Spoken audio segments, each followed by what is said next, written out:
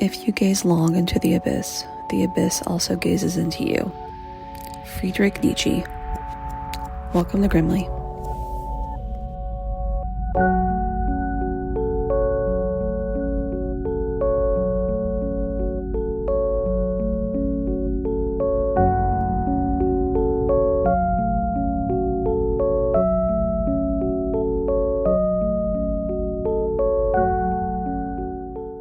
At all, to be honest. And I like when she's able to be. When she's funny. Yeah, when she's like a bitch. Yeah. That's her best. Truly. Just a little bit. Like a really good, yeah, she capable, plays, smart bitch. Yeah, where she's like, I know I'm smarter than you. Uh-huh. Yeah. She was like just like nicer than I like to see her. I always want my Laura Dern mean. I do kind of want my Laura Dern to be mean. Mean to raptors, mean to exactly. men, mean to idiots. Yes. This is what we need. No, we need the mean nice. Laura Dern era. Could have been better. But it featured like other comedians, which is good. I think they were funny. Yeah. So. Okay. Whatever. Don't run out and see it. I don't think I was, but your not so shining endorsement of "Is this thing on?" is yeah. Is this thing on? Is this thing on? Not really selling it for me. Is it you? No, I think it's you. Really? I don't know. Just a notification. It shouldn't be buzzing for. I think it was buzzing the Allen wrench. Buzzing. Shut up, phone. I know. Like it's not on Do Not Disturb. Oh yeah, you definitely shouldn't be buzzing then. I know. Anyways, that's where it lives. On Do Not Disturb. On D&D. Mm-hmm. Makes sense. Yeah, but I'm always holding it anyway, so it does not matter. I know. Do you remember like how difficult of a choice it was to make of your ringtone? Like 20 years ago? I love being free of that. Yeah, because not only the sound that rings on your phone, but the ring back tone was also the ring. What song were you choosing in that moment? Yes. In that era, in that week. It was a very important decision. It's true. Of our lives. Yeah, and now it would be terribly embarrassing. Yeah. If my phone makes a sound, I'm like, stop exposing my deepest You're like overstimulated instantly. You're like, shut the fuck up. I think that's just being an adult. I know. Because when your phone rang when you were, 18, it was exciting. You're like, who's calling me? Yeah. I know. No one calls, though, anymore. No one calls. You call. I do. You called me today for, that could have been a text message. I was driving. And when I, hung up the phone, I was like, why didn't you just fucking text me? I was driving, okay? I do. I call you a lot. I do. And my sisters. I call my sisters a lot, too. They don't answer. Okay. Maybe that's why you called me. You're like, I know this bitch will pick up. Most of the time. I did not pick up this afternoon. That's you okay. Called me again. Yeah, when I call you again. Because I wanted to know if I had enough time to nap. And I will always give you. Well, I'm glad, though, because I was like, I'm always. The problem now is I've recently woken up from a nap, so I'm a little low energy, too. Mm-hmm. It's all right. I've got tequila today. Well, I did not take a nap, so I'm low energy because of that. Oh, no. So we're doing good. Not a great start. Not a great start. Episode number 99. I know. Anyways, welcome to Grimly. Welcome to Grimly. I'm Meg. I'm Missy. And we're two unserious people that talk about seriously creepy shit. And Coleman's here. He is panicking. Yeah, he's a bit nervous. Like he always is. Don't look at me like that. I'm just stating the obvious, bud. He's giving me a look like he's a little bit offended, like I'm airing his dirty laundry. Yes. Maybe that's why he smelled the ether earlier. He's like, I knew you were going to say that. I smelled you airing the betrayal. I smell you airing my dirty laundry. How fucking dare you? We were having a conversation and Coleman just I wasn't having a conversation with the dog. Meg and I were having a conversation and Coleman just turned his head and sniffed the air so intensely. Leaned forward, leaned into the nothing and just sniffed it hard. I was like, what kind of phantom scent? Yeah, there was some phantom scent in the air. That's a good band name. Phantom scent? Yeah. That's like a crunchy granola. A little bit, yeah. Band. I think that, I don't know, when I feel like a phantom must smell like cologne. I'm sorry. Yeah, like Phantom of the Opera. That guy definitely wears cologne. I would hope so. Otherwise What? he's probably a little stinky. He like hangs out in the rafters. Shit. God, where was I?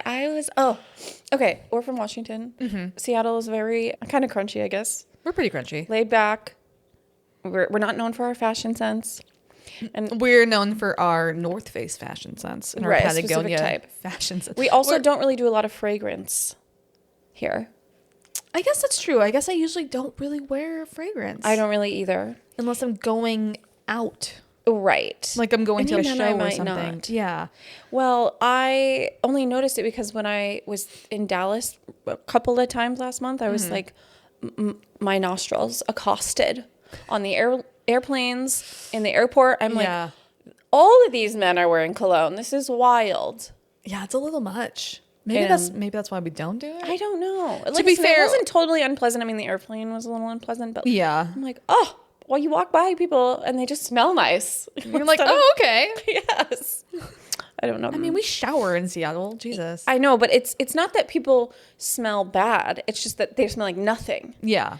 And then when someone walks by, you're like, that smells nice. That's a pleasant. Right. That's a scent. So that's not just like a human. Realistically, Seattle Phantoms don't have a scent. Yeah. Like the Seattle Ghosts. Yeah, maybe not. Also, Seattle Phantoms would have been a better fucking name for our women's hockey team. The Phantoms. Yeah. The Seattle Phantoms. It's a fucking torrent. I'm never going to get over it. I know, but that's a water thing. The torrent. I know. It's stupid. And we're a coastal city. I don't care. I don't care. Coleman looks at me like, are you really defending it? Are you really? I know. Coleman turned and he's like, listen, you know you're wrong. I've already tried to have this argument with her. Just drop it. He's like, the way I listened to this bitch talk about Seattle Torrent so many times by herself. Like, don't get her started. He's like, please don't get her started. Okay, I'll stop. I'm just saying. It's such a stupid name. Sorry. Have they started playing? They have. Oh. And they're doing pretty game. They're the captain of their team was the captain of the USA women's hockey team. Cool. We should go to a game. Yeah. They're very popular. Oh, nice. They sold out a couple of times recently. Oh, really? Yeah. Yeah. Cool. Should definitely continue to support the women's And they sports. play at the Kraken Theater, right? Or theater stadium? The Kraken Theater. It's like perfect example of how much I care about sport. They play at Climate Pledge, which is where the Kraken also play. I'm pretty sure. Yeah, there you go. Wherever that happens. Whenever the sports ball. Climate Pledge is the little new one. Climate Pledge used to be Key Arena. Okay, so it's not the new one. Where's the That is the new one. Oh. It was It's like Queen Anne. I have no idea what you're talking about. Because I Key Arena, avoid arenas and stadiums, obviously. Yeah, no. So there's Key Arena, which used to be Key Arena, now it's Climate Pledge, which is where the Storm plays. Okay, I've been there. Yeah, you've probably been there for a concert or something. I've been there for the Storm game, which was fun. Yeah, and it's small actually. It's not very big. Okay, yeah. I like it there. Compared to, I had a great experience at that stadium. Yeah, it's not very big compared to Lumen Field, which is where the Seahawks play. Okay, thank you. Yes.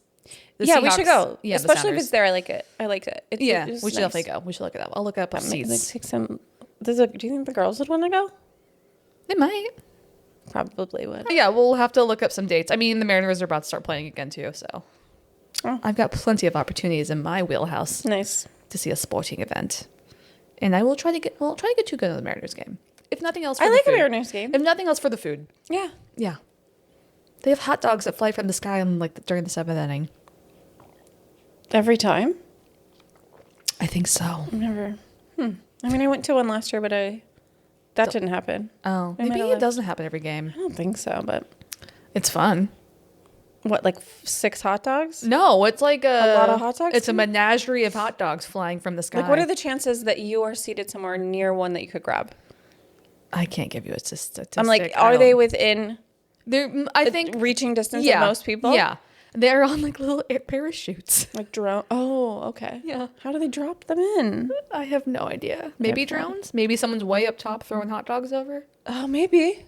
which is crazy. Oh, interesting. Oh, that is fun. It's fun. It is. Yeah. That's fun. I want to see one not have the parachute open, just hit someone in the face.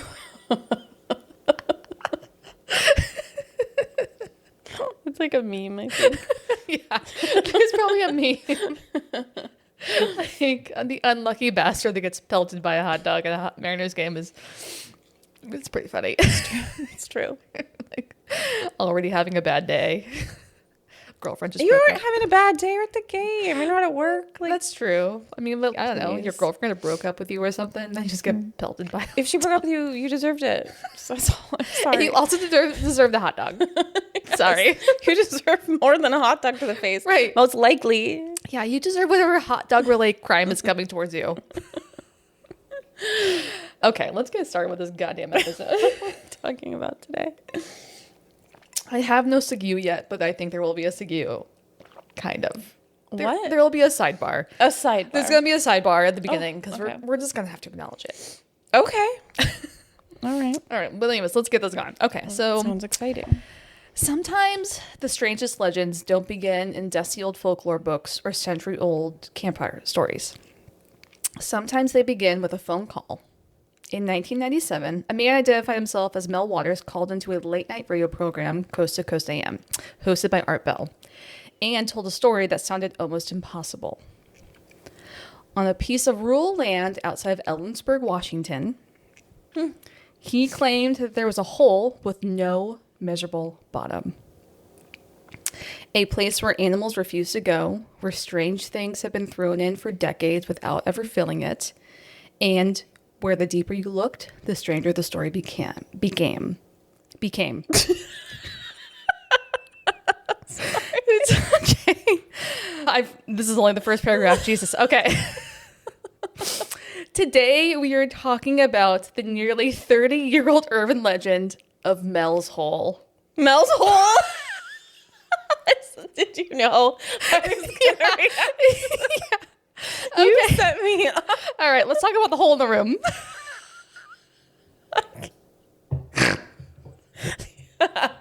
This I feel was I was set up because you knew I have an immature sense of humor. Yeah. So we have the maturity of a turnip. You and I, everyone in this room. Oh no, Mel. So let's just acknowledge it right now. Is that really what it's called? Yes. I've never heard this. I have been avoiding this.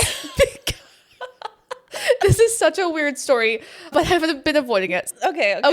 So I go by Missy on this podcast. But my full name is Melissa Yes. because we grew up together. Growing up, I went by Missy. I do not introduce myself to new people now as Missy. Yeah. I feel like an adult Missy is, you're like, hi, I'm Missy. You're like, Okay. Listen, I hear you. I got my own name drama. yeah, right. You do what you need to Like do. for me, the adult Missy is a woman that has like a Bible verse in her Instagram bio, but goes on and bullies people on the internet. You know what? That could be An adult Missy. It could be. But you know what I think is funny about it is that, listen, I understand that as that's your name. Obviously I know your name is Melissa. Right. Like Missy isn't the nickname I would assume. Like, I don't think people immediately go there. No, that's what everyone called me growing up, though. My family included. Yes. Yeah. So the adult Missy is either like an evangelical who has a Bible verse or harasses people on the internet. Yes. Or like a Wednesday stripper that smokes menthols. No. Well, okay. When you add the menthols, maybe. I don't think any of those things. What do people call you for short, though? Do they call you Mel? They do call me Mel. They do. Yes. Because that makes sense. But that would never, Mel is never going to come out of my I mouth. often sign like cards and stuff as Mel. Yeah. Because I'm just lazy. Get it? Who was it that asked me if I ever went by Lisa recently? You were there and we were both like offended. I don't remember. I do kind of. It might have been your birthday or something. I don't or know. like something like because I was Yeah. like toasted. I don't remember. And we were both like, Lisa? Excuse me? Like, it's in there, right? I've never in my life No. gone by Lisa. I will never. I'm not a Lisa. Okay. No. Oh, listen. I'm going to stop. I don't want to offend any Lisas. No. No offense to Lisas out there. I'm not one of you. The Simpsons Lisa is exactly how I think all Lisas are. Yeah. That's enough. I That's all think will it's say kind about of that. iconic in this point. And Lisa Simpson's cool. Let's be real. You're right. Yeah. In a way. Yeah. So there's going to be a lot of Mel holes in this episode. And So you feel like we're talking about your hole. No. I'm just saying right now, do we need to make some jokes about it right now? About your hole? Just make jokes about Mel's hole. Many have been, none come back, you know? Just do we need to get some bangers out? I'm like, is it a prank? And Mel's, ha ha, it's my hole.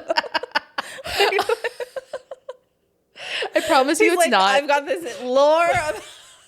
I'm building a lore. Anyways, my phone number is... How else do you meet men in the days of Coast to Coast in Ellensburg, Washington? Well, Mel's a man. That's what I'm saying. Gay. Mel's got his own hole trauma. Because he's definitely not trying to find women on Coast to Coast. I'm just saying, if the lore is about his ass, he was looking for dudes on Coast to Coast. It's definitely not about his ass. Okay, well, all right, fine. Then that theory debunked, I suppose. Holy shit. Okay. I'm gonna start thinking about theories. We're gonna try to get through this as best we can. I'm just telling you right now, like we did do a whole sidebar. Not whole as in a whole WHOLE. We're doing that HOLE hole sidebar. Yeah. There's only one type of hole in this story. So stupid. This is gonna be one of our stupider episodes. I'm putting it out there fully right now. I'm gonna need a tissue already. I'm sorry. It's okay. Okay, so let's get into this. This is the weirdest story. Okay, right. Sorry. All right. Yeah, we're getting into Mel's hole.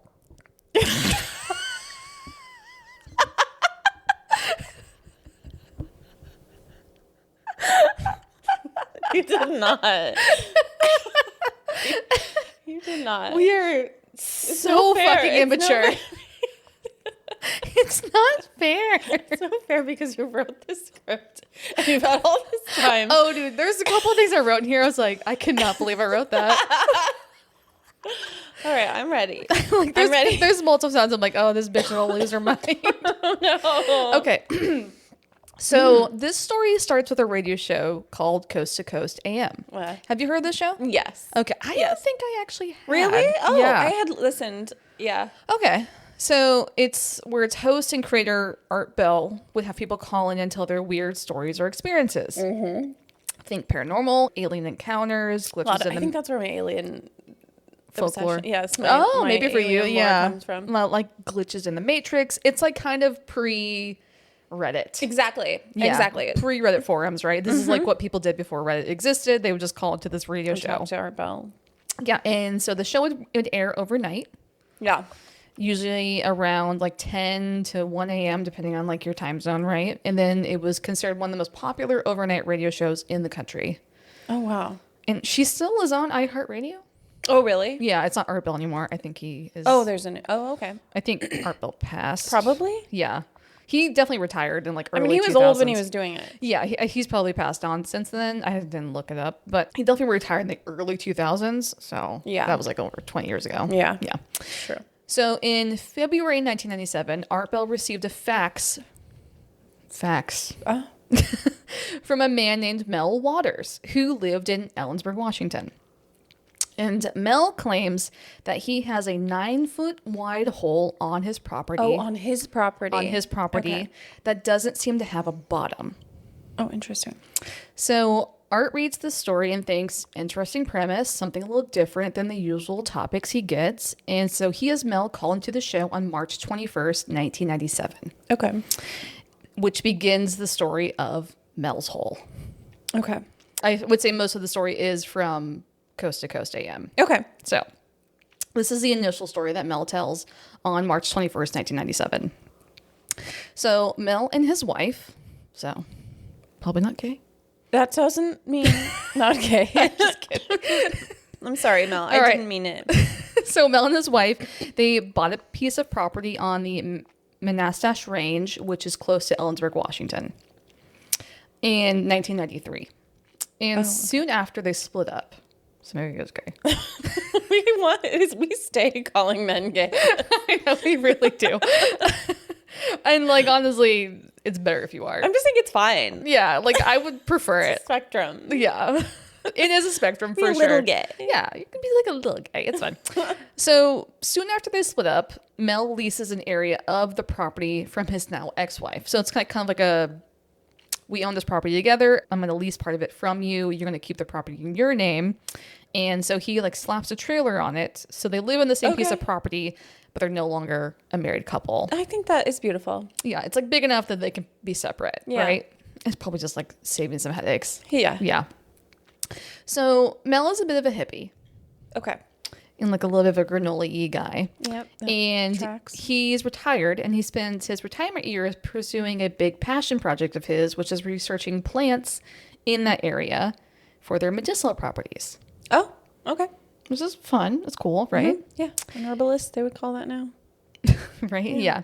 And so while like looking for a lot of these plants that grow on his property, he finds this giant hole. So the hole is like 9 feet wide. There's like a brick wall around it, and the wall goes down about 15 feet into the ground. Oh, okay. So someone knew about this. Yeah. He didn't know about this when they bought this property? Yeah. What? So initially when they bought the property, I'm sorry. Mel and his wife didn't know about the hole. But it seems to be a pretty popular urban legend around the area of Ellensburg. And people use the hole itself. This is the most... Okay. So people use this hole to do the most white trash thing I can think of. No. Which is to throw trash in it. It's a dumpster. Yeah. No. So they throw TVs, mattresses, refrigerators, construction equipment, dead livestock, Oh. tires. Like the list can go on and on. Interesting. Right? Yeah. So they treat this hole kind of like a garbage dump. But the weird thing about it is that no one ever hears anything hit the bottom of the hole. Sure. Okay. Could be a very deep hole. And the hole just never fills up. Okay. So it's like they're just throwing garbage into the abyss. More or less. I mean, somebody built a wall into it. Who built the wall? We don't know. Okay. Yeah. And I mean, in this area, there was a lot of mining. Yeah, that's why I'm like, Mine shafts, sinkholes, you know, there's a lot of things that it could be, right? And maybe they just built the wall around it at some point to prevent people from falling into it. Maybe. I don't know. As like a marker, we don't really know. We don't know where the wall came from, but we know it's there. So Mel, curious about the hole, wants to see how deep it goes, so he grabs some fishing line and attaches it to a weight, and he claims that he gets about 4,500 feet. 4,500 feet? Mm-hmm. And it still doesn't hit the bottom. Oh, geez. And for context, 4,500 feet is about double the height of the Burj Khalifa Tower, which is the tallest building in the world. That's 20... Double the height of that? Double the height of that. It's like about 2,000. I'm like, how do you even get that much fishing? Oh, we're going to go more into the fishing line. Okay. Yeah. So Mel is now very interested in getting to the bottom of the hole, pun intended. So he buys a shit ton of fishing line. Oh, okay. Like big 20-pound spools of line at a time. And he starts splicing these together until he says he reaches 80,000 feet. How does he know it's not at the bottom? Because it never like... It just keeps dropping? It just keeps going. Oh. So 80,000 feet... So it's pulling the wire. Uh-huh. Oh. So 80,000 feet is a little over 15 miles. Holy to give you an idea. Oh my God. That's what he sends in the hole. It doesn't hit the bottom. So just a little more context of how deep this hole is claimed to be. So the deepest drilling into the earth is the Kola Super Deep borehole, which is in Russia. Okay. And that's a little over 40,000 feet. Oh. And that took almost 20 years to reach that depth. What is that for? It's a well?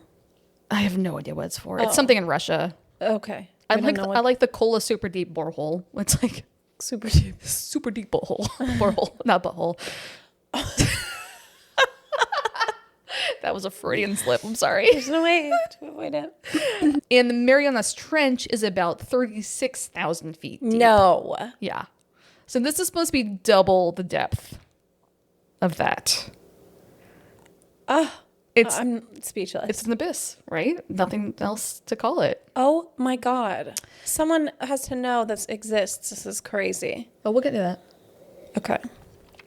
So besides the fact that this seems to be bottomless, there are some other weird things going on with the hole.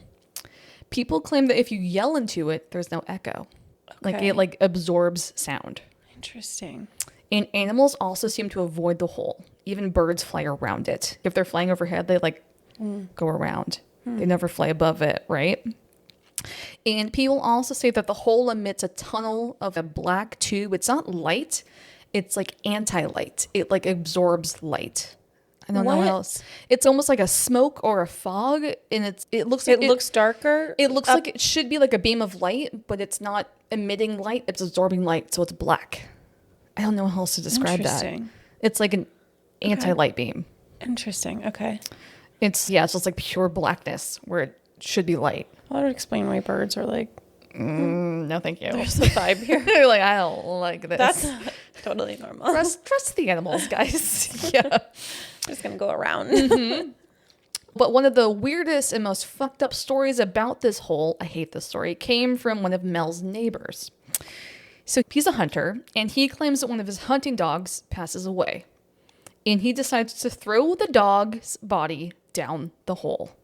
Okay. The way you say it's so angry. Instead of burying your beloved pet, you throw it down a hole. Like a hunting dog is a dog that you invest time and money into, right? You're training it. It's like your buddy. Yeah. It's like your Your companion. It's like your sidekick. And he throws in the fucking hole. What an Well- asshole. Anyways. Well, So the next couple days. throw the live dog down the hole. So Yes. I'm like, once the dog is dead. Do you want me to throw your body down the hole when you die? No, I mean, once I'm dead, it doesn't really matter. For science. I volunteer. Yeah, you can throw me down the hole when I'm dead. That's fine. We'll see if I come back. Okay, but I hear you though. So You would Never. not throw the dog down. no, yeah. I So probably wouldn't either. yeah, just kind of weird and fucked up to do. I don't know. All right. So Noted. so he swears a few days later the dog came back alive. He's full of shit. He's lying. And he says the dog is wearing the same collar with the same ID tag, but when he calls the dog walks away. Because the dog's like, you threw me down a fucking hole, bro. Do you think I'm coming with you now? No. Okay. I think that's a manifestation of guilt. Just putting it out there. The dog was already dead. But he maybe saw a hunting dog and it probably looked like his dog. And he was like, oh my God, that's my dog. I threw my dog down the hole. And just guilt ridden, he thinks it's his dog. Okay, but that guilty over throwing a carcass into a hole? Of your beloved pet? Oh, Would you throw Stella into a hole after she died? Or would you bury her? well, I would bury her. Exactly. I'm just saying, does it make you an immoral human to... I would say there's probably some other things you do that I probably would not be cool with. How about that? Fine. So now I'm not sticking up for this man any longer. Yeah. Why are you sticking up He's for a lying. ma- He's definitely a liar because the dog did not come back. Nothing comes back out of this hole. He says that's what happened. Whatever. He says, I saw the dog. It was my dog. It was wearing the same collar. It had the same tag. and it walked away. And the dog was like, fuck you, bro. And then it just left. Gave him like a little middle finger and was like, I'm out of here. Probably You went threw back me- to hell where it came from. Like, Jesus. And I'm just saying, I think it's a manifestation of guilt. Okay, fine. Yeah. So all of this is told on Coast to Coast is in that initial call. Okay. And so that's kind of all what's happening in March 1997 in the call. And Mel tells Art that he will try to get pictures of the hole and send that to Art. And he also plans on adding more fishing line to the line he already has to see if it reaches the bottom, right? But a few days later, on March 24th, 1997, Mel calls Coast to Coast again with an interesting update. Okay. So Mel states that when he tried to go back out to the hole to get a picture, there is now an army barricade. Oh. So Mel asks what's going on, and he is told that there's a plane crash, but Mel doesn't see any smoke or any other signs of a plane crash. He can't get to his own property? So Mel is making a bit of a fuss about this because it is his property. He's like, this is my property. I live here. What the fuck is going on? And he's like, this barricade needs to go. That's when a man in a black suit shows up. No. Yeah. Okay, this is like that thing that I sent you on Instagram where the guy was talking about places in the US that are like in our national parks and stuff that are not normal places. Yeah. They're like portals or whatever. Yes. It's giving a little bit of that, right? Okay, so the men in black show up? Yeah. So Mel claims that the guy in the black suit tells him that Mel is no longer allowed on this part of his land. And that if he continues to make a scene about this, they could make a drug lab appear on Mel's land, and that's going to make some bigger problems for Mel. They're blackmailing him? Mm-hmm. They're like, hey, bro, you just need to walk away. Oh, is that how it works? I don't know. Jesus. I don't know.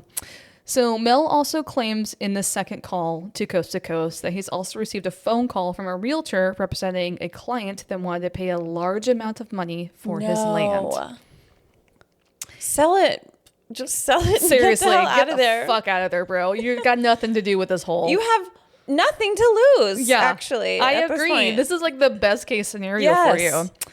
And Mel thinks all of this is happening, and I think I probably agree, is because he called Coast to Coast a few days before and told the story of the hole. Damn. He's like, then the army shows up. And the army's paying attention to Coast to Coast. I guess. Okay, so now we're going to fast forward a few years later. That's kind of how like the initial phone calls end. Okay. Mel's like chapter 1. Yeah, that's chapter 1 of a crazy fucking story. So for the next 3 years, Art doesn't hear from Mel. And the story becomes a bit of a Coast to Coast fan favorite. And people call in occasionally asking if there's any updates about Mel or the hole. And Art claims that he can't really get a hold of Mel besides a few vague emails. Oh, okay. He's like, that's all I really get from him. I wish I had more for you guys, but I don't. Yeah. But then on April 24th, 2000, Art says that he has a special caller online. It's Mel. So Mel claims that the government offered him, I don't know if I believe this, $250,000 a month. To do what? For his land, and under the stipulation that Mel has to move out of the U.S. and not return. Oh. That doesn't make any sense to me. Why would he have to move out of the U.S.? I don't know. Okay. Mel, are you lying? Are you a dirty liar, Mel? So Mel decides that he does not want to mess with the government. I would agree. Especially for that much amount of money. Yeah. I could fly everyone to wherever I go. It's true. You know? Yeah. Like that's a private, lot of money every month. That's a lot. Private jet, right? Mm-hmm. So he agrees to the terms and moves to Australia, where he's been for the last 3 years. Oh. So he's basically calling and giving an update. He was like, let me go as far away as I can. He's like, I will go as far away as I can. Exactly. So Mel says that moving to Australia was harder than he thought it would be, and that he misses home and his family. Go back to what I had said and been like, I would just fly everyone down. It's true. Like, I know. Come on down. I could just fund your life. You're rich now, dude. Right? You're super rich. And what about the ex-wife? Did she get a cut of the I don't think so. Like, the ex-wife is vaguely mentioned after that. Yeah. I know. He's really lying. I know, right? Okay, go on. So he says he misses home and his family, and he comes back to the States a few months earlier in December of 1999, because this is April when he's calling. So while back in the States, Mel is helping one of his nephews move between Tacoma and Olympia, Washington. So the plan is with the move is to rent a moving truck in Tacoma, move everything from Tacoma to Olympia, and then Mel is going to drive the moving truck back up to Tacoma, and he's going to take a bus down back to Olympia to meet with his nephew. Oh, that's nice. It's a little bit of a back and forth, but that's probably like that. That's the plan, right? However, Mel claims on the bus back down to Olympia, there's an altercation that happens. And this altercation is vague. We don't know what happens. We don't know if it involves Mel or if it just involves other people and he witnesses it. Okay. But the transit authority wants Mel to make a statement about the altercation. So a statement? A statement. It's significant enough that they want him to make a statement. Okay. Mel claims that he doesn't want to miss his bus. He's like, hey, I'm trying to get the hell out of here. I got to get back. Oh, not like a public statement. They just want to know. No, yeah, they want I was like, why would he not, need to do that? Yeah, not a public statement, like a Okay, they like want a police statement. Yeah, they want to know his witness. statement. Okay. Witness statement. Thank you. Okay. Yeah. Okay. But so Mel's like, listen, I don't really know what I saw. I'm just trying to get like on this bus. Like I'm trying to get to my nephew. Like I'm helping him move. Like we're in a very busy day. Blah blah blah. But the transit authority, they tell Mel that they can give him a ride down to Olympia in one of their vans. They're like, just give us a statement. We'll give you a ride. Okay. And he's that's odd. It does seem a little odd, but okay. He's like, okay, fine. Everyone's so helpful. So Mel says that once he gets into the van, he doesn't remember what happens next. I think Mel is fucking crazy. I'm sorry. This story only gets fucking crazier, Meg. Okay. So Mel gets in the van. He doesn't remember what happens next. So the next thing Mel remembers is waking up in San Francisco on a street, and he is missing his keys, wallet, and belt buckle. The belt buckle comes into play later. He also tastes blood in his mouth and realizes he's missing his back molars. Oh. Okay. And he has tape residue and a puncture mark like he had an IV in his arm. Oh my God. And so when Mel is able to get his bearings a bit, he also realizes that it's been 12 days. Sorry, he's on a street in San Francisco? Yeah, he might have been robbed of his keys, wallet, belt buckle. Just putting it out there. Yeah, that might have not as much to do with. Yeah. This could be a few different things happening. Yeah, this could be a few different things. Okay. Even running up on the street in San Francisco is crazy. Yes. Because he was in Tacoma, Washington. And it's 12 days later? And it's 12 days later. God, his family must be like, the nephew must be like, Yes. freaked. Yeah, so he has zero memory of what happened over those 12 days. Okay. He's like, what the fuck? I have missing teeth. Like I had the back missing teeth. Yeah, is missing crazy molars too. is crazy, right? I wonder if the hole was emitting some sort of weird radiation and they were trying to test it, so they pulled his teeth to test the marrow. I don't know. I don't Jesus. fucking know. Okay, my question is it a tooth on both sides? It sounds like it was a tooth on both sides. So it wasn't like he got punched in the jaw really badly and swallowed his teeth somehow? No, I don't think that's reasonably possible. Yeah. No, I think it's a tooth on both sides is what it sounds like. Okay. Yeah. You can't just go pulling like teeth out Willy-nilly? of adult faces. No. That's insane. Your bone needs the teeth there. Yeah, as someone who was missing teeth because I have baby teeth, it's not fucking fun. Yeah. Okay. All right. So Mel is able to contact his nephew. So he finds a payphone or something. He calls his nephew, and his nephew's, thank God, right? Yeah, collect probably. Does collect calls, are they still a thing? I don't think so because... There's no payphones? Yeah. Yeah, I guess that's true. Yeah. Everyone has a cell phone on them now. Mm-hmm. I guess maybe from prison? I'm like, how would you... Yeah, maybe. Probably. Yeah. Definitely. Yeah. The prison I'm system. like, is there a payphone anywhere? There's probably some somewhere. I'm like, at a like grocery store? Like rural towns, maybe. There's probably still payphones in like certain locations. Wild. I know. It's weird how all that stuff is like just slowly, creepily fading away. And we just have no idea. Yeah, I know. Until we hear like a news report. Oh yeah, the last payphone was pulled.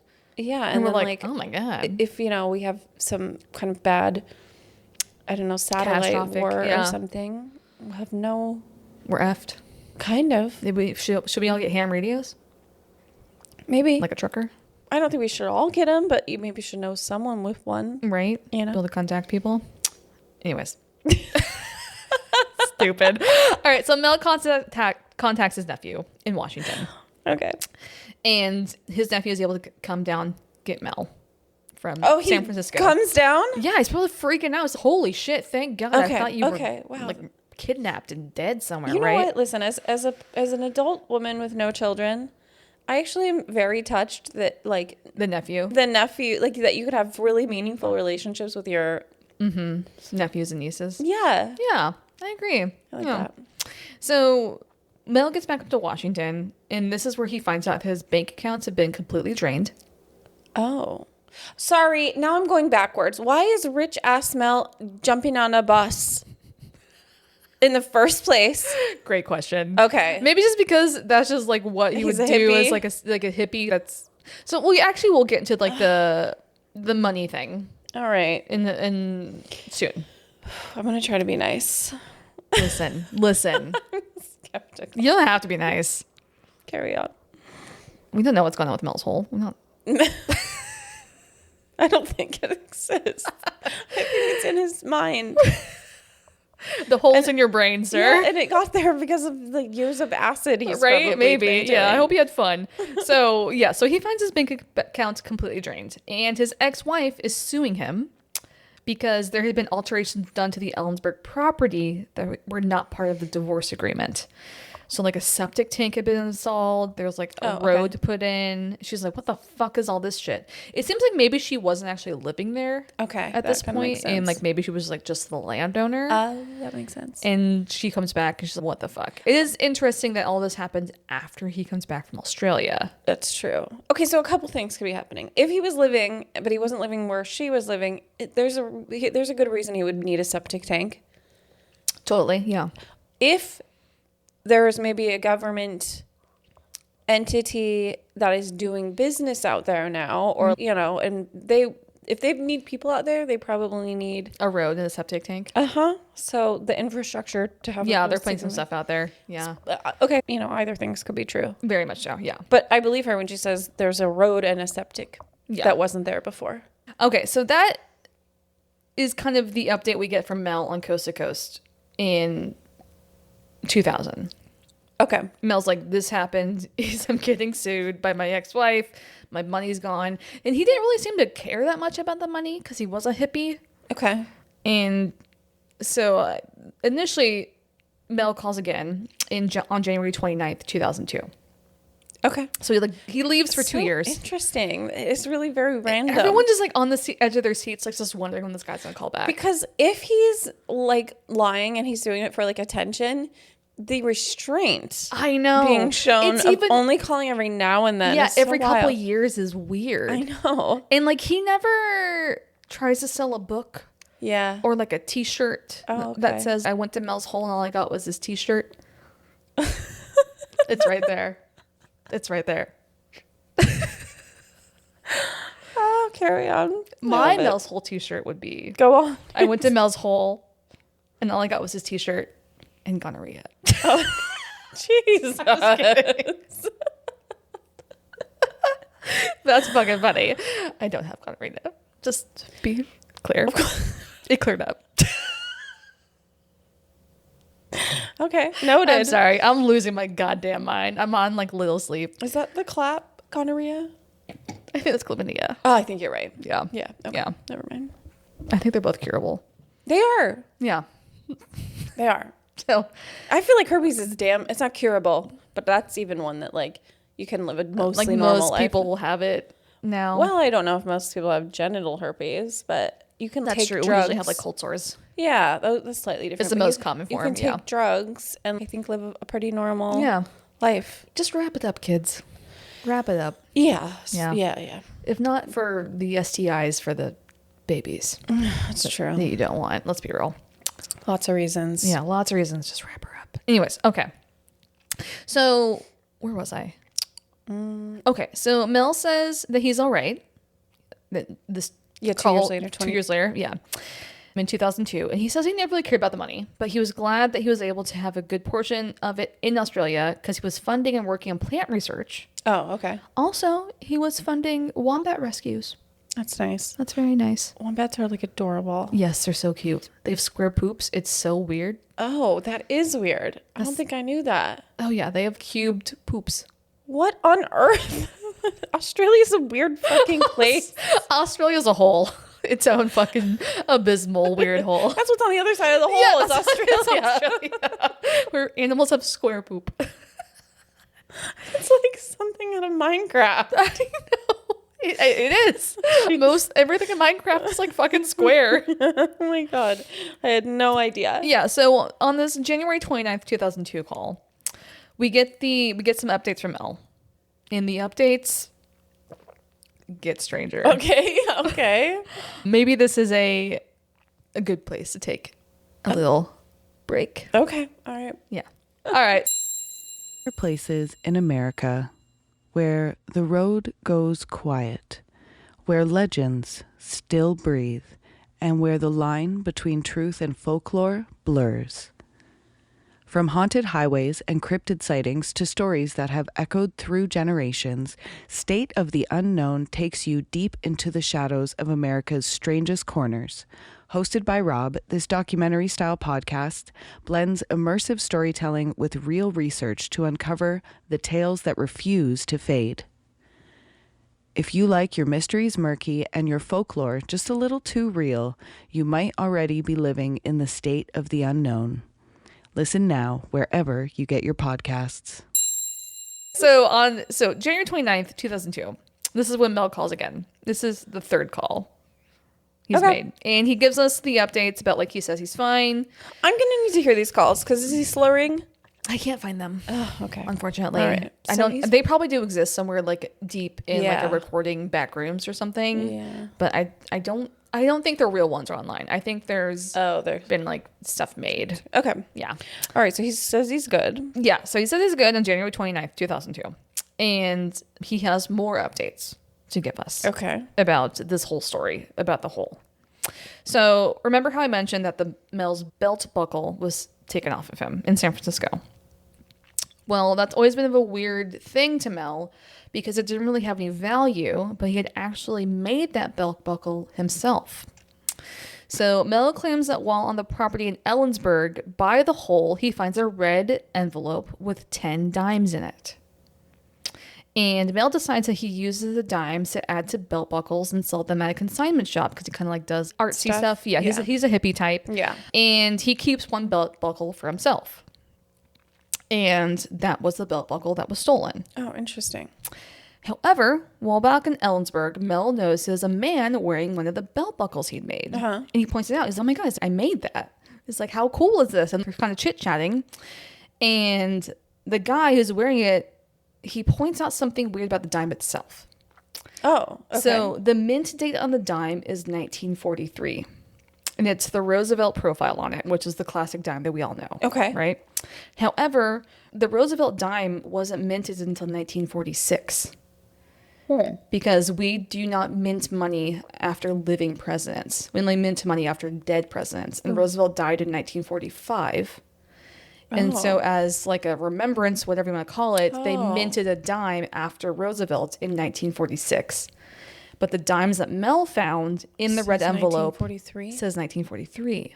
And the guy was like, isn't this funny? Yes. How would that guy have noticed that? Listen. Interesting. Interesting. Coin collectors are a weird type. Yeah, sure. That's true. And I mean, that's true. Like maybe I wouldn't have noticed that. Yeah. And yeah, I mean, this is, we don't know on the timeline, but this is like within 2000, 2002 when this happens. He's like, oh, by the way, like I looked it up. That's so weird. And maybe he like saw it in like a newspaper or something, like talking about like the history of the dime. And totally. It was meant in 1945. I was like, wait a minute, it says on the belt buckle 1943. You have no idea, right? It's just like or maybe I was like looking at a dime. Yeah, like, maybe. I don't know. I have no idea why he would think that, but like he looked it up. And so the dime that we know is not minted until 1946. And I did a separate Google search of that and confirmed that. So eventually, this guy, he says that he went to a coin collector in Ellensburg and he asked him about it, like the dime belt buckle thing. And the coin collector's like, I have no idea what the fuck I'm looking at. He's like, but that's not like a dime, a minted treasury dime. There was also something about that. There was like a B on it that isn't like a minted letter that we usually use, like some sort of weird symbol. He's like, that's also not something that is on a dime or any other kind of currency in the United States. Strange. He's like, I truly don't know what this is. So eventually the Treasury Department shows up at this man's door, not Mel's door, the guy who has the belt buckle. They show up at his door and tell him they need to confiscate the belt buckle with the dime on it, and he never sees it again. No way. Yeah. They can just come and take your shit? I guess if it's maybe they thought it was counterfeit. Well, it's in a belt buckle now. And What's he gonna do? It's a fucking dime. It's a dime. I'm like, is it like parallel universes or like Maybe? different timelines? Maybe? I don't know. But it's like the conspiracy of it all. Is it like suddenly the Department of Treasury is involved? I'm like, how does word get all the way back? You know what I mean? I don't know.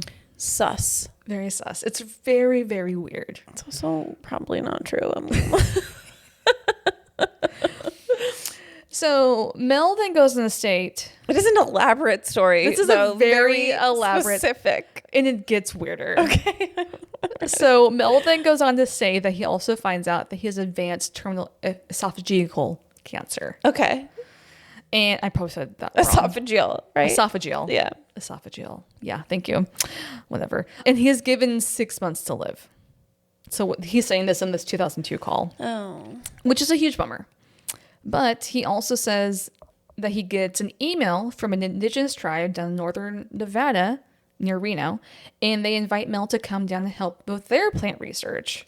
Oh, because they heard him on the show, probably. Yeah, and he probably has a little bit of like a following, maybe, right? yeah. And so Mel says, fuck it. Like, I like to do research plants. I haven't got nothing else going on. It's more months. Right? Yeah. So he says he goes down there in September 2001. Okay. And remember, this call is happening in January 2002, so a couple months prior. And this is when things get weirder. Okay. So we have another hole. Okay. So while hanging out with this tribal research team, Mel is also told of another bottomless hole close by. Oh. So this hole is on public land and is occupied by a group of Basques. Do you know what Basques are, or who the Basques are? No. So the Basques are a small subset of people who originate between France and Spain. Oh, yes. I didn't think There's you like meant... the Basque region of France. Yes. Yeah. So they Okay. originate from there. Okay. And it's like almost, they're like a gypsy type of group. Okay, a little sure. bit. I don't know if gypsies, It's not an appropriate word anymore, but sometimes it's the only way to describe. like bohemian. Yeah, it's probably the best way to explain it. So this smaller group of the original Basque people, they relocate to the U.S., Okay. primarily in Boise and then near Reno. Oh. So they have these two little pockets. And And I really want to go to Reno. You know, I want to go to Reno. Yeah, so right. bad. And so they relocate here in the 1800s and are mostly sheep farmers and herders. Okay. Like that's what they do. Sure. Like we work with sheep. We do the sheep things. We have sheep. We are sheep. We are sheep. We have sheep. These are the sheep. So the Basque group considers the whole a bit of a spiritual place because usually the elders of these like smaller groups of people are smarter than us. Yeah, but the only thing that's so interesting about that to me is that like you would think normally there would be generations of lore about the thing because they're indigenous to the area. Yeah. These are people who had traveled in, but apparently they're like we know enough to respect the land, I guess. Yeah. Yeah. And it seems like it's kind of like intertwined with the indigenous groups there. Okay. As So well. maybe they learned about it or something. Yeah, so I think like the indigenous groups, they were like, hey, like there is a hole there and this is like a weird thing, but we don't really mess with it. We don't just mess like with kind it. of leave it alone Yeah. because we don't really know what's going on with it. But it's on the Basque people's land. Okay. And that's when he kind of starts talking with the Basque people. And that's when they're like, yeah, you know, like this is a spiritual place.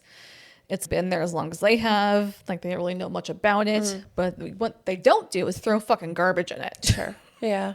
Like we are just so white trash. The general population of the United States. I'm so sorry, but we are. I'm putting myself in there. Okay. Yeah. Yeah. Okay. So I call it the Basque hole. Okay. Yeah. This one has a metal collar around it. And like Mel's hole, it seems to deafen out sound the same way. Like you can't like yell into it, it has an echo. But this metal collar like kind of goes you can't see how far it goes. It just keeps going forever. And there's evidently like notches on it that looks like there could have been a lid at some point Oh. on Okay. it as well. But it doesn't like have any sound that comes from it. It seems to deafen out sound. It also seems to radiate heat Oh.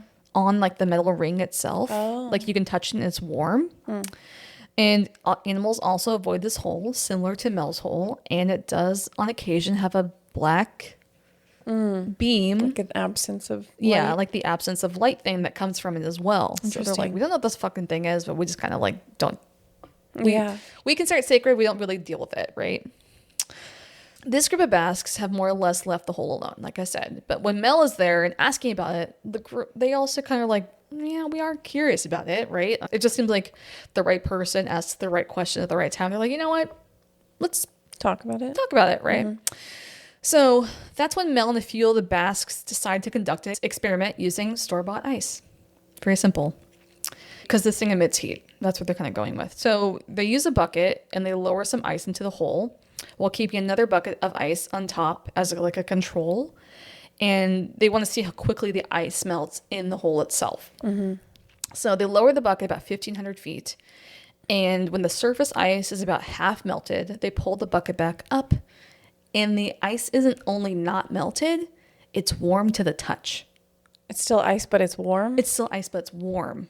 What? Yeah. And they said that they hold it in their hands and it doesn't melt either. It's just like warm Oh, weird. ice. Oh. It's weird, right? I don't even had a, like, what is that? I don't, you can't, it's like dry ice? Maybe? I guess? Yeah, but like dry ice, if you touch it, like it hurts your It hurts. skin. It does, yeah. Yeah.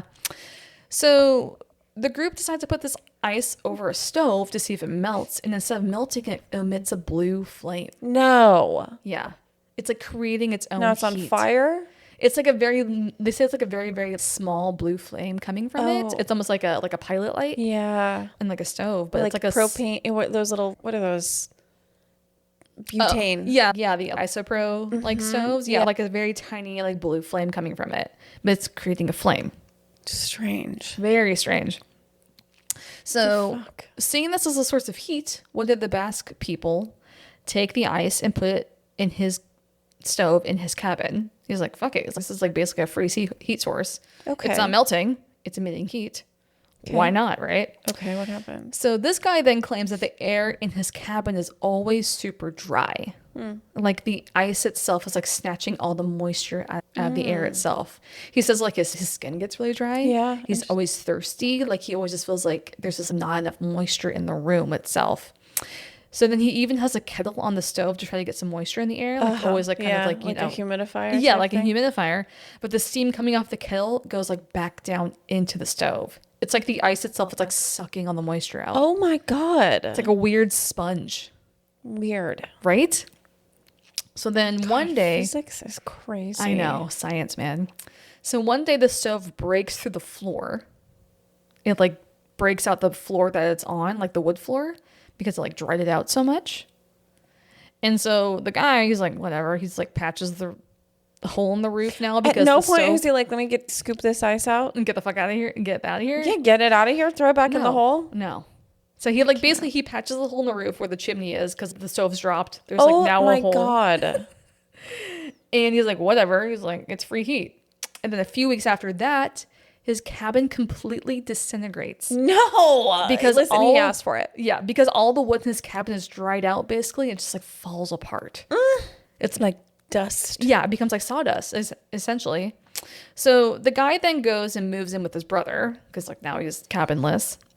And he comes back to the cabin site a month later and sees the stove about 5 feet in the ground. Oh my God, it's making a new hole. Almost like it's making a new baby hole. Oh my God. It's like sucking everything and like just digging What itself. is this? I don't know. Some like antimatter fucking. Like, yeah, like dark matter shit. I don't know. And evidently some people came out, took the stove, and they don't know where the stove went, and like the holes was just still there, and it just that's kind of how That's the not story. gone any deeper. Yeah, it hasn't gone any deeper, but like the stove is gone and they don't know where it went.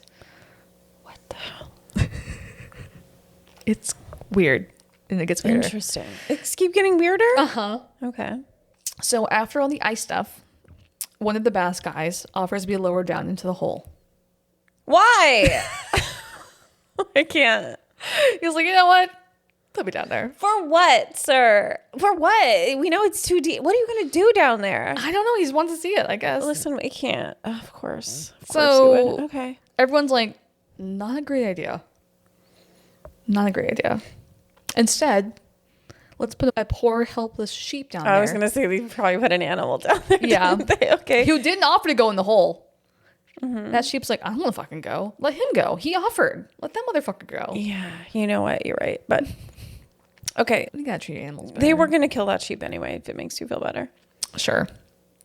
So it's, I'm not going to get like into the graphics of it. It's not good. The sheep doesn't want to go in the hole. Oh. But they put a sheep in a crate down the Okay. hole. And they bring it back up. Sheep is dead. The sheep is dead? Mm-hmm. Okay. How long And- was it in the hold? 30 minutes. Deep? They put down like 1,500 feet. I would think it would take 30 minutes just to get it down 1,500 feet. Yeah, I mean, essentially, so like the sheep was in the crate, and you could see like the line moving because the sheep was like freaking out. Oh, Jesus. Yeah. I think Okay. like, yeah. And yeah, so they bring the sheep up, sheep's dead. So they do an autopsy on the sheep. Or sheep topsy, I don't know. And they find that it almost seemed like the sheep had been cooked from the inside out, which sounds like a horrific way. Like, what type of chemistry is happening in this? I don't know. Like it absorbs water, so it's like a microwave almost. Strange. Okay. So they find out the sheep looks like it's been cooked from the inside out, which is fucked up. That poor sheep. All I can think of. Okay. And they also find a weird tumor-like thing inside the sheep, and it's moving. No. Yeah. Okay. So the tumor is cut open, Oh. and inside's a small creature. No way. Stop. Shut the fuck up. I told you this is one of the weirdest stories we've ever We talked have about. gone off the rails. We've truly got off the rails. Hold on. Meg needs another drink. Minutes. This is absurd. I told you. Oh. Okay. Sorry. So Meg refilled. She needed a refill after that. It's like we were at the, now there's a creature and a tumor Yes. inside a sheep that's moving. The sheep's not moving. The sheep is dead. No, sorry. There was a thing inside the sheep that was moving. It was like looked like a tumor. They cut it open. There was a creature inside of it. Is it a baby sheep? No. It's not a sheep-ish thing? No. How did it get in there? Someone needs to make a movie about this. I would watch. I want a coast to coast anthology series. Yeah. You Yeah, know, they there's other should. fucking stories like this from. Hey, I know bro. he's got sticky breath. Hey, you know what? It's not your fault. It's just dog stuff, I guess. I don't know. Coleman, buddy.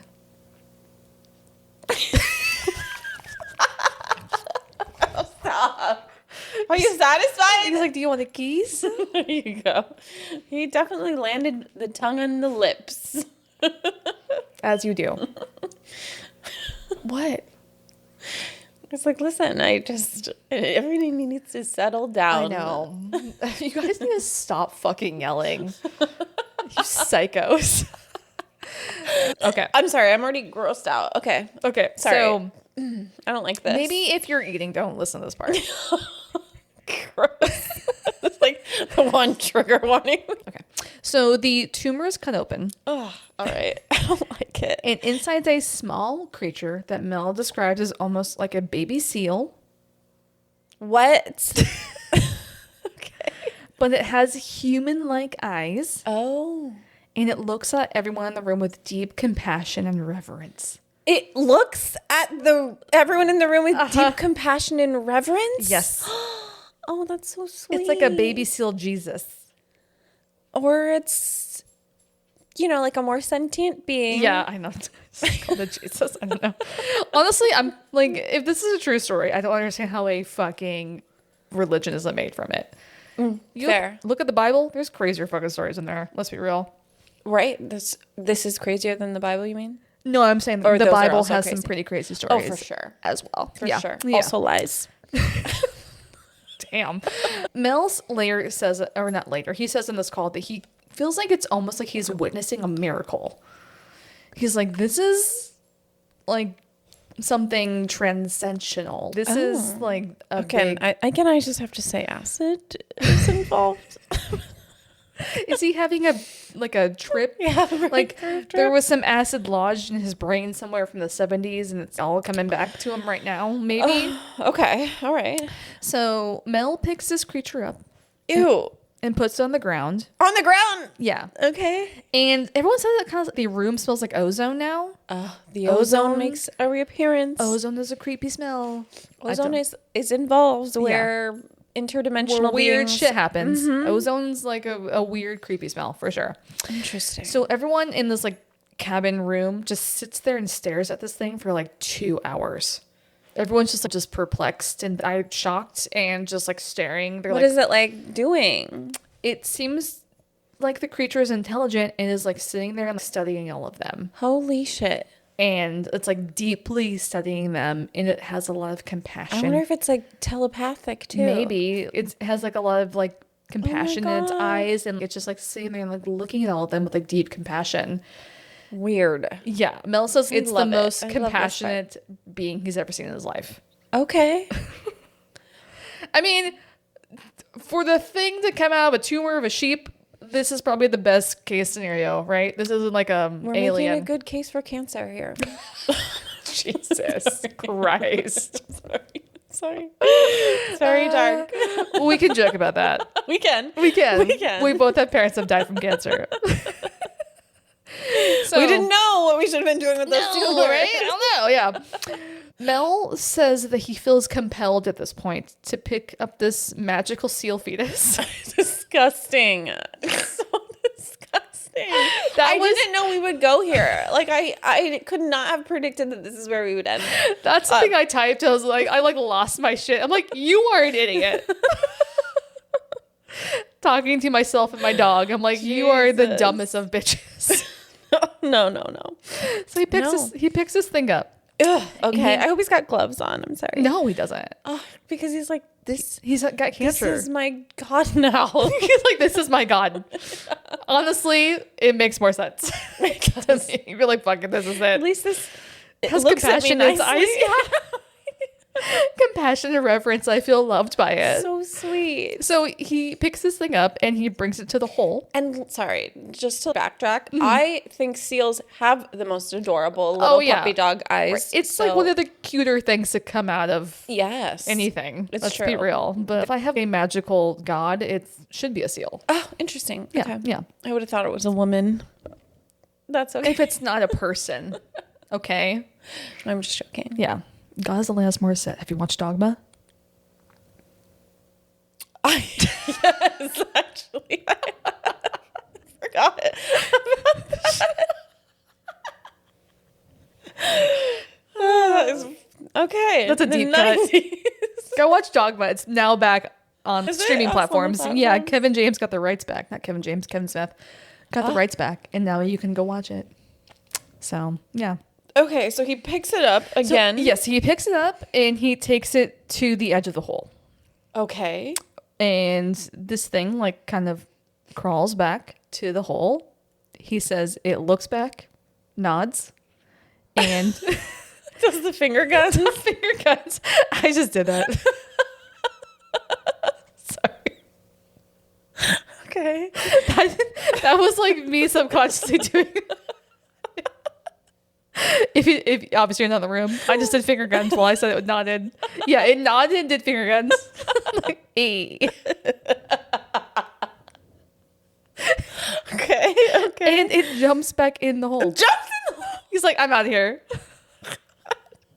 I can't.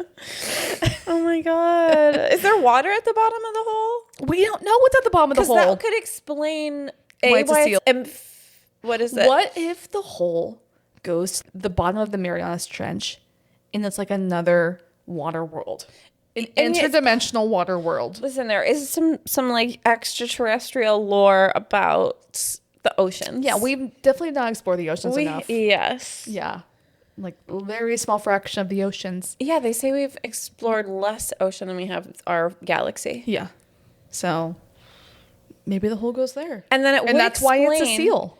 It would explain why it's a seal, I suppose. It would also explain like why it can just keep like the weight keeps dropping and it doesn't go anywhere, but it might be underwater maybe it's at like- a certain point. Like the upside down, it like goes up I mean, possibly in the ocean eventually. Yeah, it just could be in like some type Everything- of liquid. yeah, everything's that it will connected. never stop. Yeah. don't Imagining know. it like doing like a U and like it's going back up through the ocean. Potentially. I also imagine so deep into the earth. Like there's definitely different types of like chemistry down there. Yeah. Physics are different, pressure and all that. So like, then I feel like it just literally changes time and space and all of that. Like it just warps everything. Reality. Yeah, maybe. There are no rules. There are no rules in deep water. I made a Slack comment at work the other day to somebody who was kind of going through something. And I was like, oh, that's fine. There are no rules. And they screenshotted and turned it into an emoji. So Now you're an emoji? Good for you. an emoji. And anytime somebody does something stupid, it'd be like, there are no rules. There are no rules. Great. My favorite is it's not that serious. Because it's none of it is, right? Certainly not this. Nope. If little seal Fetus gods exist, Yeah. then nothing matters. Okay. Your fucking email about your fucking Exactly. status report for whatever spreadsheet you're doing, it doesn't fucking matter. If a magical seal fetus god is out there that loves us. that loves us with huge, unimaginable compassion, God, I want to give it a kiss. it's a little smooch. So, the group then decides to also put the sheep carcass down the hole. Okay. Now they're throwing garbage in it. I guess it's not garbage, but No, it's I guess a vessel. a vessel. No. It's They're like, like, it's like the Virgin Mary at right? this point. I know. Like, you can have it back, I guess. Yeah. So yeah, and they go to sleep that night very physically and mentally drained Sure. because Yeah. they literally just witnessed maybe a miracle Or, yeah. or a really bad acid trip or a good acid They trip. just I don't witnessed know. something you can't explain. Yeah, they just at witnessed minimum. something that's like blowing everyone's minds right yeah. now, right? Yeah, paradigm shifting. Uh-huh. We are not the same afterwards. Yeah. So the next day, Mel talks to the Basque elder and tells him of the experience they had the previous evening. Okay, that's like from back home. No, he's still in Nevada. Oh, this okay. is this is all happening at the Basque Nevada hole. Okay, so This doesn't happen at Mel's hole. If you do look at some sources, this says it happens at Mel's hole. It doesn't. Okay, Yeah. got it. So he's telling the elder of the experience the previous day. He's like, oh, I've always known that place is very spiritual, very magical. Like, we don't know what it is. And he's like, but I believe you. Yeah. Right? Okay. Oh. And the elder hands him an envelope he claims to have found near the hole. And he says that he feels like it was meant for Mel. So Mel puts it in his pocket and doesn't look at it till later. Because he's like in the middle of a conversation, right? He's like, here, this is for you. He's like, okay, he like puts it in his pocket. Okay. And he looks at it later. And the item is a small red envelope with a 1943 Roosevelt dime. Oh, Like full circle. that's so weird. It's so weird. But this elder was like, I think this is for you. And like, it's the same type of dime that was like on the belt buckles that got confiscated And he found it there at the Nevada hole. What the fuck? What does the dime have to do with it? I don't know. It's like interdimensional, like a different timeline. I know, but what are they getting chucked out of the hole for? Like, did Roosevelt die in an earlier date on this other timeline? And that's why there's like a Roosevelt dime for the dime 1943. is now thrown. You almost had me. The dime is just so bizarre. The dime is bizarre, but The dime keeps coming up. it's I weird. don't understand It's why. a weird anomaly. Sure. Yeah.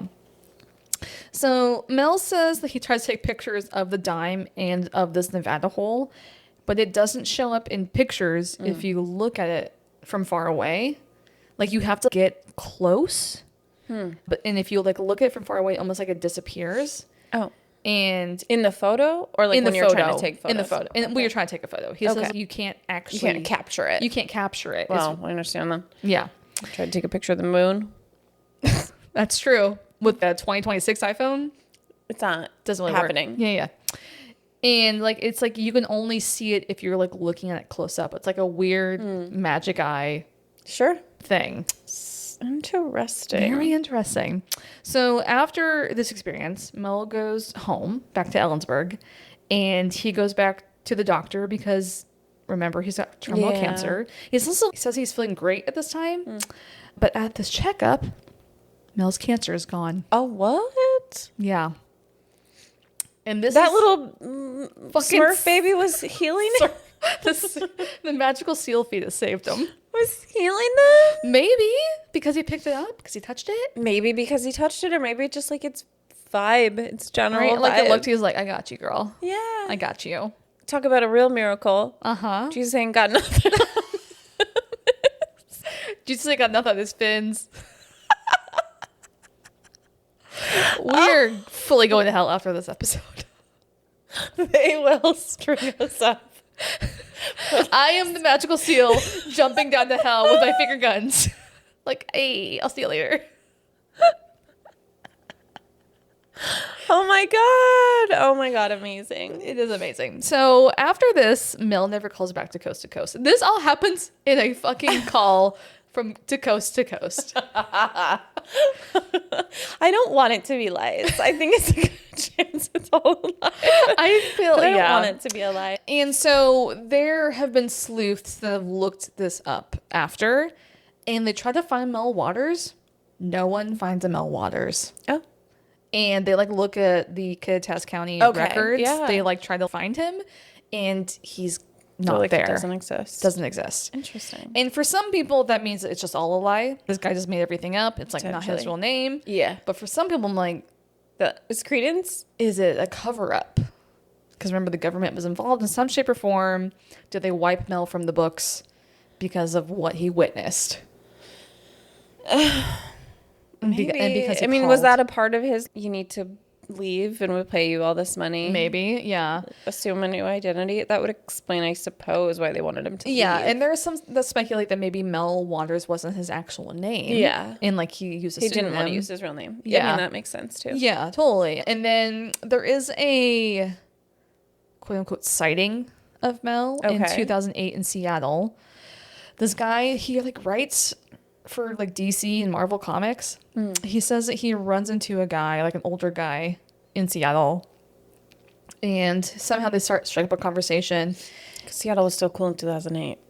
Different place. Different place. Yeah. And he says that the guy figures out that this is the Mel Waters from Coast to Coast. And he talks to him about it. And he's always like, yeah, he's like kind of stay like under the radar after everything that happened. I'm just trying to like keep it low and, you know, just try to live out the rest of my days and not causing more trouble. Right. And the guy says that it sounded like Mel from like the voice? phone calls. Yeah. He's, I think this was him, but it's never been confirmed. Yeah. Okay. That's probably like the last known sighting of Mel Waters. There's also the question of the hole itself. Yeah, does that exist in Ellensburg? So no one's been able to find it, if it does exist. Yeah, And even there- like on Google Maps, people have searched extensively. Yeah, there was a You can't trust time Google Maps. when there was like it's not Google Maps, it's like pre-Google Maps. I think it's called like Oh. TerraVision or something. Oh, okay. And Before they would have started censoring. yeah, Yeah. but if you looked at this area, it was blocked off. Like Okay. it was like a square that was missing of the map Oh, wow. itself. Okay, maybe they weren't. And then later, now if you look at Google Maps, you can see the range, the Mantosh range, and so people like try to zoom in, try to find it, because Mel says he never wants to give away the location. Yeah. Because he doesn't want people getting in trouble with the government. Getting 'Cause he's hurt. Getting or- hurt, right? Yeah. I don't want people going out there and trying to find it Or or you don't need to start whatever interdimensional war. yeah, let's leave come from this. leave the magical seal fetus alone. Yeah. Because there's other sidebar that like some people say that like they've also seen the seal. What? What is this? What? I don't know. In Nevada? No, you don't. Bitch, shut up. You don't. But there have been people that try to find the hole. Sure. And if you like It's Google a struggle. if you Sometimes. yeah. I got one. You got one in there. You know, we did pretty well. Thank you. I will say for the duration of this episode to contain the whole It talk. was stupid enough. Like there was no... It's right there. Okay. All right. Go. Joe Rogan claims to have found the hole, No. which is even funnier because Joe Rogan definitely can't find shit. yeah. He's Not a Clarice, not a hole, Ugh. none of it. Remorse. I guess he's finding Empathy, that. He's yeah. finding a little bit of remorse these days. Yeah, probably because of repercussions, not because he should. Anyways, but there's people online that say that they found the hole. They like say that they put like a drone down it. Oh. It's not it. Yeah. It's just, people add to the YouTube algorithm, right? If you Totally. put Mel's hole into the algorithm, good luck. Do it at your own risk. Right? Probably not from your work computer. Yes. Don't do it from your work computer. But yeah, so no one's been able to find the hole. Yeah.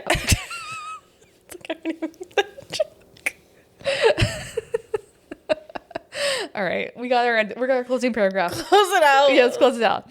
So in the end, the strangest part of Mel's hole might not be the hole itself. Okay. Stop. Okay. Sorry.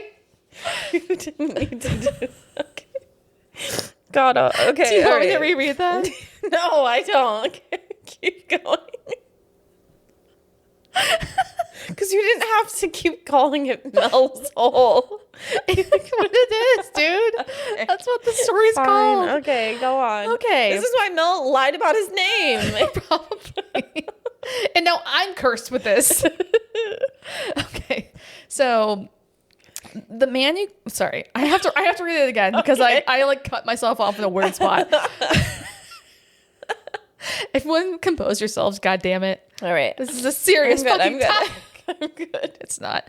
Okay. In the end, the strangest part of Mel's hole might not be the hole itself, but the man who claimed to find it. That's why I couldn't yeah. According to the story, Mel Waters said he never returned to either sites after everything that happened there. Oh. The lamb is supposedly taken, the hole left behind, and Mel himself faded from view. And that leaves one final mystery. We don't even know who Mel Waters is, or even if he was a real person at all. There are no records confirming his identity, just a voice calling into Coast AM with Art Bell late one night. Despite years of curiosity and searching, no one has ever definitively located the hole itself.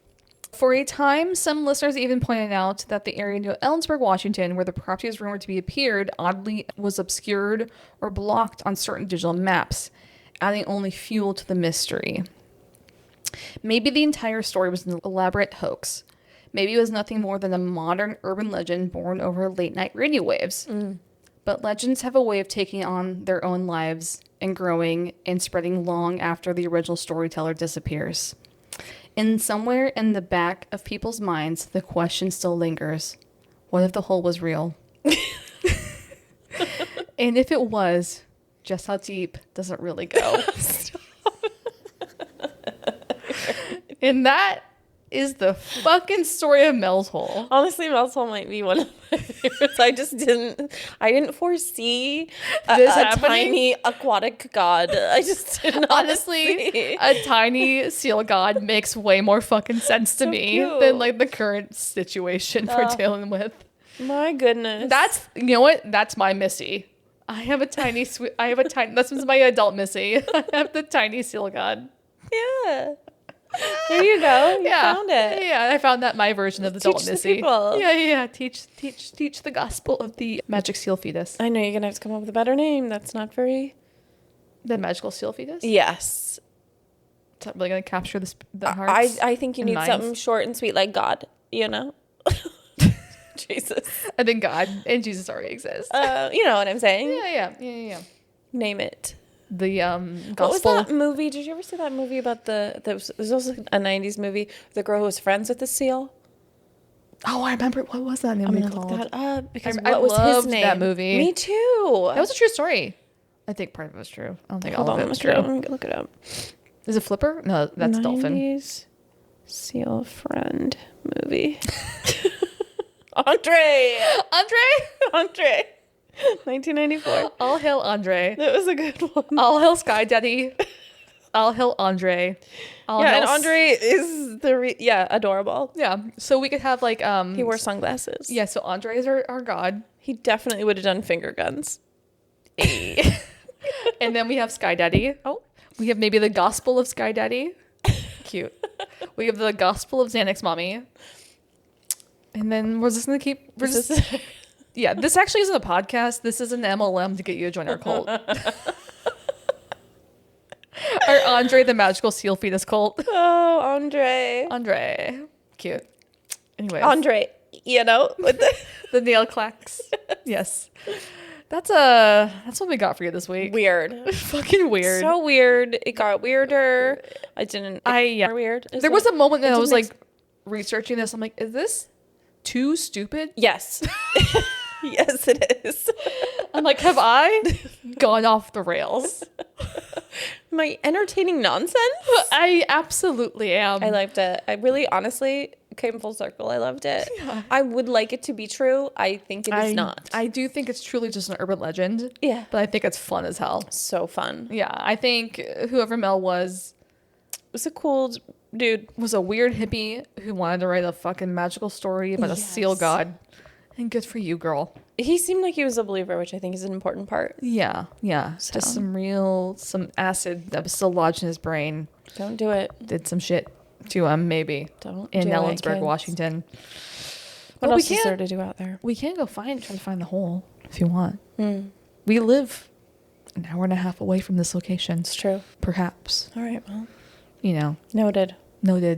Maybe a little summertime activity. That could be our Patreon. If we ever create a Patreon, it's just us videos of us looking for this fucking hole. I'll be like, are we just hiking? It's why I'm pointing at you hiking. Exactly. You're like, bitch, this is just hiking. I hate you.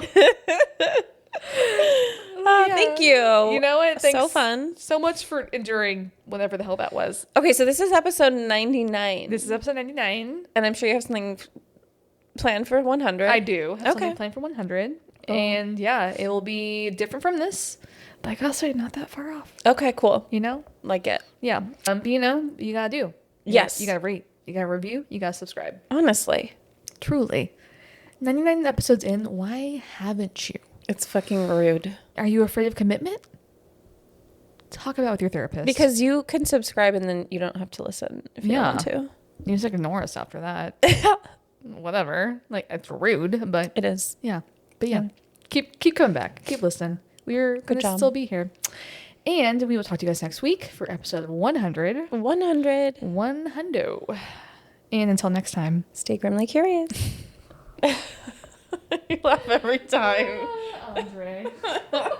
Thank you so much for listening. Music by Alex Kingston and Adam McKinnon.